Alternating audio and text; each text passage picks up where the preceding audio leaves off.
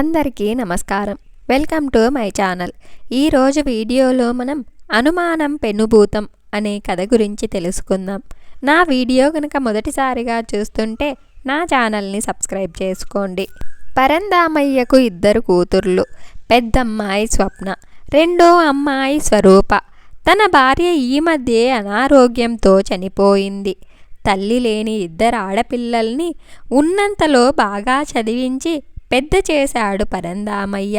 తన పెద్ద కూతురు స్వప్న అందాల రాశి, పెద్దలంటే మర్యాద, మంచి అనుకువ ఉన్న పిల్ల. ఎప్పుడూ నవ్వుతూ నవ్విస్తూ అందరి తలలో నాలుకలా ఉండేది. స్వప్న చదువు పూర్తి చేసుకుని కొడుకు లేని తన తండ్రికి తానే కొడుకుగా ఉండాలని నిర్ణయించుకొని ఊళ్ళోనే ఒక స్కూల్లో టీచర్గా జాయిన్ అయ్యింది. పెళ్ళీడుకొచ్చిన కూతురికి పెళ్లి చేసి పంపించడం తన బాధ్యతగా భావించిన పరంధామయ్య కూతురికి సంబంధాలు వెతకటం మొదలుపెట్టాడు. అలా తెలిసిన వారి ద్వారా స్వప్నకి ఒక మంచి సంబంధం వచ్చింది. వీరేంద్ర గారికి 2 పిల్లలు. కూతురికి ఘనంగా పెళ్లి చేసి పంపించాడు. కొడుకుకి అమెరికాలో ఉద్యోగం.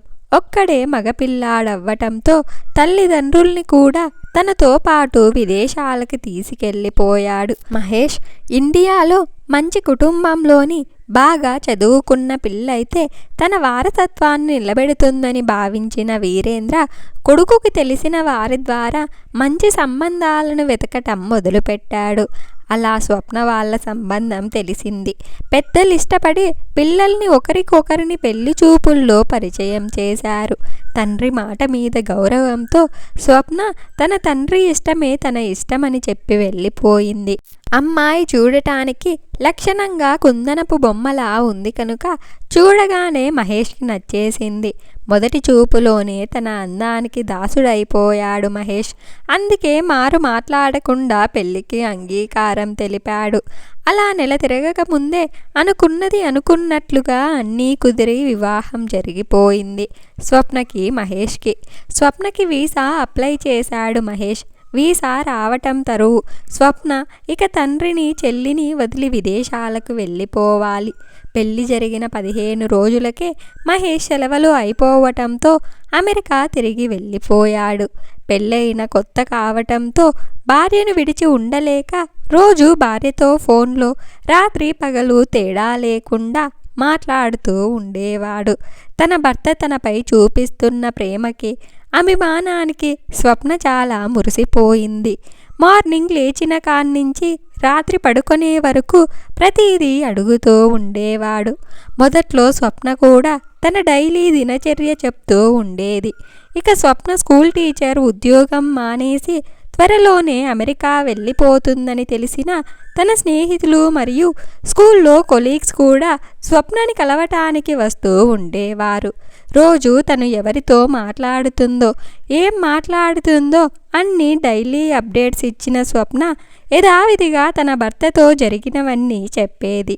కానీ మహేష్ స్వప్న ఎవరైనా అబ్బాయిలతో మాట్లాడిందని చెప్తే మాత్రం ఆ రోజు చాలా ముభావంగా ఉండేవాడు.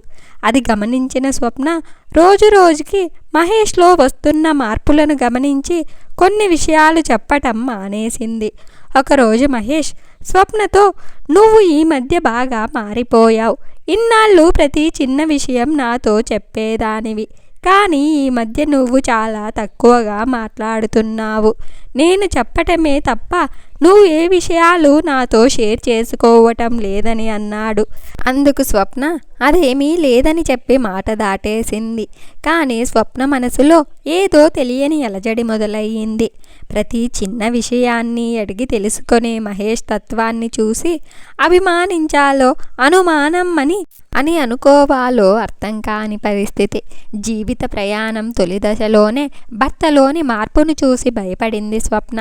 అంతలోనే వీసా రానే వచ్చేసింది. స్వప్న అమెరికా బయలుదేరింది. అమెరికా అయితే వెళ్ళింది, కానీ స్వప్నలో ఎన్నో తెలియని భయాలు. తన కొత్త జీవితం ఎలా ఉంటుందో, తన భర్తతో తన సంసార జీవితం ఎలా ఉంటుందో అని ఒకటే ఆలోచనలు. కానీ అదృష్టవశాత్తు అక్కడ వాళ్ళ కమిటీలో అందరూ తెలుగువారే ఉన్నారు. చుట్టుపక్కల వాళ్ళంతా తెలుగువారు కావటంతో కాస్త ధైర్యం తెచ్చుకుంది స్వప్న. సహజంగానే కలివిడి మనస్తత్వం కలిగిన స్వప్న వెళ్ళిన కొద్ది రోజుల్లోనే అందరితో బాగా పరిచయం పెంచుకుంది. కానీ రాను రాను మహేష్లో స్వప్న మీద అనుమానం పెనుభూతంలా పెరుగుతూ వచ్చింది. ఒకరోజు ఎంతో ప్రేమగా దగ్గరికి తీసుకుంటాడు, మరొక రోజు కారణం తెలియకుండానే చిరాకు పడుతూ ఉంటాడు. మంచోడా చెడ్డోడా తెలియని అనుమాన స్థితిలో అయోమయంలో పడింది స్వప్న. ఇంట్లో పనులన్నీ తనే చూసుకుంటూ అత్తమామని చక్కగా చూసుకునేది. కానీ అనుకోకుండా మహేష్ చెల్లి కడుపుతో ఉండటం వల్ల మహేష్ తల్లిదండ్రులు తన కూతురు డెలివరీ సహాయం చెయ్యటం కోసం ఇండియా వెళ్ళిపోతారు. ఒకరోజు స్వప్న సూపర్ మార్కెట్కి సామాన్లు కొనటానికి వెళ్ళింది. అక్కడ స్వప్న బాగున్నావా అంటూ ఎవరో పలకరించారు. ఎవరా అని తిరిగి చూస్తుంది స్వప్న.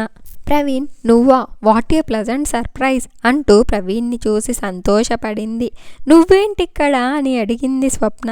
నేను ఈ మధ్య న్యూజెర్సీ నుంచి స్ట్రాస్రేస్కోనీకి వచ్చాను అని చెప్పాడు ప్రవీణ్. నువ్వేంటిక్కడ అని ఆశ్చర్యంగా అడిగాడు ప్రవీణ్. నాకు 6 months బ్యాక్ మ్యారేజ్ అయ్యింది. మా వారు అమెరికాలోనే ఉంటారు. నేను కూడా వచ్చి 3 months అవుతుంది అని చెప్పింది. ఎప్పుడో కాలేజీలో చూశాను, మళ్ళీ ఇన్నేళ్ళకి ఎలా ఉన్నావంటూ యోగక్షేమాలు మాట్లాడుకున్నారు. అలా ఒకరికొకరు ఫోన్ నెంబర్స్ తీసుకున్నారు. ఇంటికి వెళ్ళాక ప్రవీణ్ గురించి మహేష్తో చెప్పింది స్వప్న. రోజు అందరితో నవ్వుతూ మాట్లాడే స్వప్న మీద అనుమానం ఉన్న మహేష్ స్వప్న తరచూ ప్రవీణ్తో మాట్లాడటం వలన ప్రవీణ్తో స్వప్నకి ఏదో సంబంధం ఉందని అపోహపడ్డాడు. ఆ రోజు నుండి స్వప్న మీద నిఘా పెట్టాడు. స్వప్న ఎక్కడికి వెళ్ళినా తనకు తెలియకుండా తన వెనకాల వెళ్ళేవాడు. అలా ఒకరోజు స్వప్న షాపింగ్ మాల్కి వెళ్ళినప్పుడు తనని ఎవరో వెంబడిస్తున్నట్టు అనిపించింది. వెంటనే భయపడిన స్వప్న మహేష్కి కాల్ చేసింది. కానీ స్వప్న వెంటపడుతుంది మహేష్ కనుక తన ఫోన్ లిఫ్ట్ చేయలేదు. అలా ఒకరోజు స్వప్న తనని వెంబడిస్తుంది మహేష్ అని తెలుసుకొని నిర్ఘాంతపోయింది. చాలా బాధపడింది. తన భర్త తన మీద అనుమానంతో తనని వెంబడిస్తున్నాడని తెలిసి తట్టుకోలేకపోయింది. మహేష్ని నిలదీసింది. ఇద్దరి మధ్య ఘర్షణ జరిగింది. మహేష్ స్వప్నని శారీరకంగా హింసించాడు. ఆ రోజు నుంచి స్వప్నని ఒక ముద్దాయిలా దొంగలాగా ఎక్కడికి వెళ్ళినా ఆరాధిస్తూ ఉండేవాడు. స్వప్న తన ఇంట్లోనే పరాయిదానిలా బతుకుతుంది.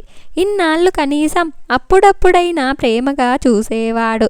కానీ ఇప్పుడు ఒకే ఇంట్లో ఉన్న ఇద్దరూ మాట్లాడుకోవటం లేదు. ఇక మహేష్తో తన జీవితం సాగించలేక మహేష్ని వదిలి వెళ్ళిపోవాలని నిశ్చయించుకుంది. అందుకే తన స్నేహితుడి సహాయంతో తిరిగి ఇండియాకి వచ్చేసింది స్వప్న. అదే నెపముగా చూపించి ప్రవీణ్తో లేనిపోని సంబంధాలంటగట్టి స్వప్నకు విడాకుల నోటీసు పంపించాడు మహేష్. పరుగుగల కుటుంబంలో పుట్టిన స్వప్న తన వల్ల తన తండ్రికి తలవంపులు వస్తాయని, తన తర్వాత పెళ్లికెదిగిన చెల్లెలి జీవితం నాశనం అయిపోతుందని ఇన్నాళ్ళు జరిగిన విషయాలేవి చెప్పలేదు. ఇక మహేష్ విడాకుల నోటీసు పంపించడంతో వారిద్దరి మధ్య జరిగిన సంఘటన అందరికీ తెలిసిపోయింది. మంచి కుటుంబంలో ఇస్తే కూతురు సుఖపడుతుంది అనుకున్నాడు పరందామయ్య. కానీ తన కూతురు జీవితం ఇలా అర్ధాంతరంగా మోడుబారిపోవటంతో తట్టుకోలేకపోయాడు. ఆ బాధతోనే కన్ను మూశాడు పరందామయ్య. స్వప్న మళ్ళీ టీచర్గా ఉద్యోగం తెచ్చుకుని కొత్త జీవితాన్ని మొదలుపెట్టింది. తన చెల్లికి పెళ్లి చేసి పంపించింది. తను మాత్రం ఒంటరిగా మిగిలిపోయింది. తాను ఏ తప్పు చెయ్యకపోయినా అనుమానమనే ఒక జబ్బు తన భర్తను వెంటాడటం వల్ల స్వప్న జీవితం ఇలా మిగిలిపోయింది. అతడి రాక్షస ప్రేమకి ఈమె బలైపోయింది. అందరి జీవితాలు హరివిల్లులోని రంగులంతా అందంగా ఉండవు. రోజు పువ్వులాగా ప్రతి అందమైన జీవితంలో ఒక విషాదం కూడా ఉంటుంది. అయినా గుండెల్లో బాధని మోస్తూ పైకి నవ్వుతూ జీవితాన్ని గడపసాగింది. అలాగే చాలామంది కూడా తమ జీవితాలను గడిపేస్తూ ఉంటారు. ఇంత మంచి కథను మనకు అందించిన జ్యోతి గారికి ధన్యవాదాలు. ఈ వీడియో కనుక మీకు నచ్చినట్లయితే ఒక లైక్ చేసి స్టోరీ ఎలా ఉందో కామెంట్ చేయండి. నా ఛానల్ ఇంకా సబ్స్క్రైబ్ చేసుకోకపోతే వెంటనే సబ్స్క్రైబ్ చేసుకోండి.